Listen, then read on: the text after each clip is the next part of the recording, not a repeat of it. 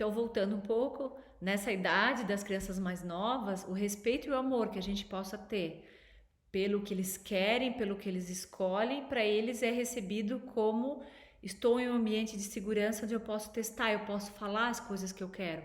Mesmo, lembrem, que o fazer seja diferente. A gente está falando do mundo interno. Tem uma coisa muito importante. Quanto mais tempo a criança fica em homeostase, que foi um termo que eu falei no vídeo passado, quer dizer, homeostase é aquele equilíbrio do sistema, né? Quanto mais tempo a criança permanece nesse estado, mais tempo que eu quero dizer anos de vida, mais fácil é com que ela perceba o amo, porque ela não perdeu a conexão, ela vem já com essa conexão. Quanto mais rápido eu faço a criança se intelectualizar, quanto mais rápido eu faço ela ir para o mundo e ter que se defender, menos a atenção fica no amo, porque perde a homeostase. Então não tem nenhum sentido levar a criança ao estresse, não tem nenhum sentido a gente acelerar o desenvolvimento do cocheiro, porque ela ainda tem muito contato com o amo. Quanto mais tempo ela ficar em contato com o amo, mais fácil vai ser para ela durante o resto da vida dela. Ela tem toda a vida para desenvolver o cocheiro. Então, devemos fazer as vontades das crianças? Se vocês puderem, sim. Se vocês puderem fazer de bom grado, façam. Isso não vai criar uma criança mimada, não tem nenhum problema. O próprio mundo, quando elas crescerem, já é limitante. A gente não precisa a gente gerar frustrações. O mundo vai gerar frustrações nela e ela vai aprendendo a lidar com essas frustrações. E lembrem, não tem nada errado que a criança queira tudo para ela. Eu confesso que eu também quero. E se vocês pararem para pensar, vocês também não querem? Será que essa coisa de que não deve querer é real, é do amo? Ou foi um dogma aprendido que o nosso cocheiro recebeu na nossa educação, por dizer que não estava correto? Então, muitas vezes, quando o adulto não quer fazer algo que a criança quer, em vez de ele dizer, olha, nós vamos fazer diferente, ele tenta convencer a criança que aquele querer dela está errado. E muitas vezes colocando rótulos. Ó, isso é egoísta, você deve dividir. Até onde eu educo e até onde eu deixo ela fazer as vontades dela. Então, a gente é uma geração que tem muita crença na cabeça. A crença é uma ideia que a gente tem certeza que é verdade. A gente não vê ela como crença. E a principal crença que a gente tem é que a criança deve ser corrigida de pequena. A principal crença ainda vem um pouco antes. A gente tem a crença de que o ser humano não tem nenhuma perfeição, de que se ele não for corrigido desde muito pequenininho, ele vai para o caminho errado. Ele vai para as drogas, ele vai ficar malandro, ele vai ficar egoísta.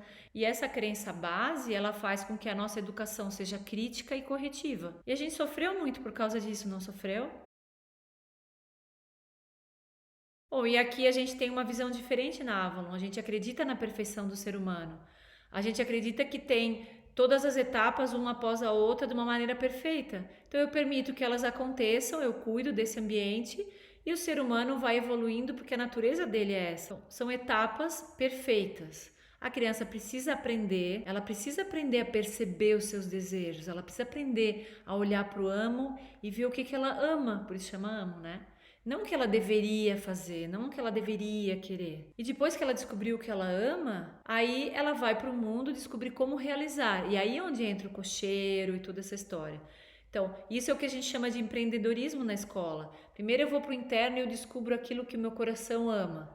E depois eu vou para o mundo ver as habilidades. Daí eu uso meu cérebro executivo, daí eu aprendo matemáticas, português, planejamento, daí eu uso os recursos do mundo para executar. Isso é o cocheiro. Mas antes disso eu tive que consultar o amo. Se vocês olharem, a criatividade que a criança tem para conseguir o que ela quer é fantástica.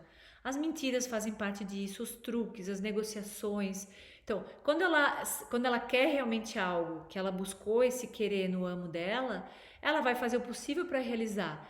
E nessa vontade de realização, ela vai desenvolvendo uma série de capacidades incríveis, de criatividade, de poder. Ela inventa mil coisas para realizar aquilo que ela quer. Lembrem que quando as crianças são pequenas, elas precisam da gente para realizar o desejo delas. Então, imagina, a criança depende de mim e eu vou dizendo que não porque eu não quero que ela seja uma criança mimada, ela vai construir uma ideia do mundo que, eu quero, mas não posso. Um pouco a nossa educação. Agora, enquanto ela depende de mim e eu posso realizar, ela vai criando uma ideia de autoestima de que o mundo está a favor dela. E aí ela começa ela a realizar as coisas por ela. Então, amor demais, ele nunca é demais. Amor de menos, ele vai fazer falta. Aqui, gente, muito importante, eu não tô falando pra gente virar escravo da criança, tá? A gente vai checar o que a gente tem vontade de fazer de coração, com amor, e não porque eu tenho uma crença na minha cabeça que eu não deveria fazer isso para não estragar ou mimar a criança. Muitas vezes a gente tem vontade de dar para a criança de fazer, mas tem uma ideia na cabeça que não deveria. Não, se o coração de você está disponível para fazer, façam todos os desejos que ela quiser. Isso nunca vai fazer mal para uma criança. Façam com prazer, façam planos de como vão realizar aquilo. Se a criança diz, mãe, eu quero visitar um castelo, não diz para ela, ai, vai sonhando, né? Agora com o coronavírus, né? Se ela quer conhecer um castelo, a gente diz, eu também quero. Vamos fazer os planos, investiguem com elas na internet. Que castelo a gente vai fazer? Façam um plano da viagem, digam, um dia nós vamos fazer isso. Sonhem junto com elas, façam visão. Tem uma regra de ouro, gente. Se você prometeu para a criança, cumpra. Então tem aquela velha história que diz: eu falei para a criança para a gente subir a montanha, que lá em cima da montanha a gente encontraria pedrinhas preciosas.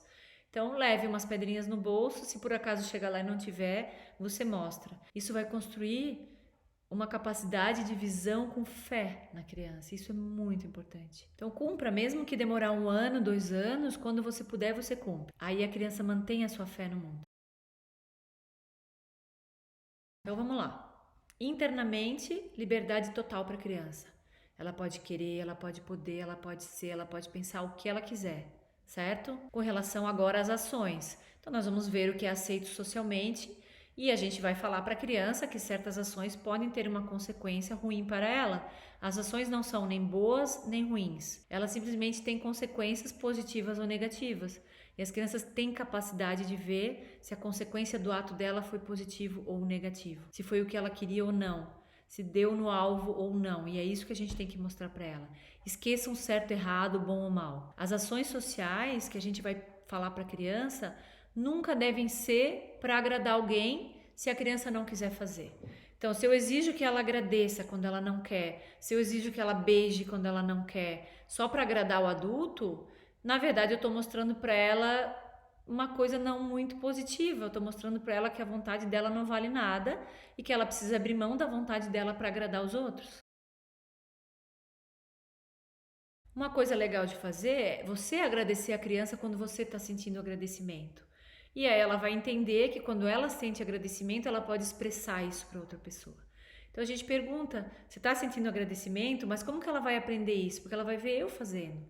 Então, quando a criança me ajuda, por exemplo, a tirar da mesa e eu tô agradecida, eu digo para ela, poxa, muito obrigada por me ajudar. Gostei muito. Só que isso é de verdade, então a palavra ela tem que vir junto com o que eu tô sentindo. Isso é que é um verdadeiro aprendizado para uma criança.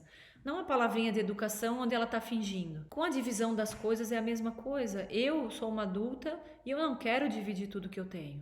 Tem coisas que eu divido com certas pessoas, tem coisas que eu não divido. A gente pergunta para a criança, você quer dividir agora? E depois, socialmente, a criança vai ver. Se ela não dividir nunca, os outros também não dividem com ela, então ela vai aprendendo também a negociar. Gente, a criança é altruísta por natureza, mas a gente precisa dar o tempo para ela. A empatia consciente, ou seja, aquela que a gente escolhe fazer, só é ativada no cérebro aos 12 anos. Então a criança, vocês veem, ela tem muita capacidade altruísta pequenininha sem ela perceber. Ela quer ajudar, ela gosta de dividir quando ela quer. Então vamos confiar nisso. Agora ela vai ter muitos momentos daquilo que a gente gosta, de altruísmo e tudo isso, né? Mas vai ter outros momentos que não, que ela vai ser extremamente egocêntrica, porque é natural dela agora. Então a gente pode ajudar a que ela reconheça que ela tem isso naturalmente, eu não preciso criar isso nela. Então eu pergunto, você está sentindo agradecimento? Você quer dividir? Você quer falar? Você tem vontade de beijar e abraçar agora? E a gente vai respeitar o que ela escolher. Lembrem, a gente está ensinando a criança a que ela perceba que ela é perfeita de nascimento. Todos os atributos de gratidão, de amor, de compartilhar, de empatia, ela já tem e eles irão se manifestar naturalmente à medida que ela cresce.